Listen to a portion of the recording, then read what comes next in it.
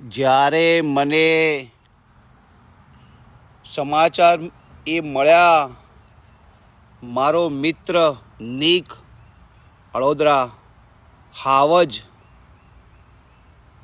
આ દુનિયામાં નથી રહ્યો, મેં એ સાંભળ્યું, મારું હૈયું, મારી આંખો છન્ન થઈ ગઈ.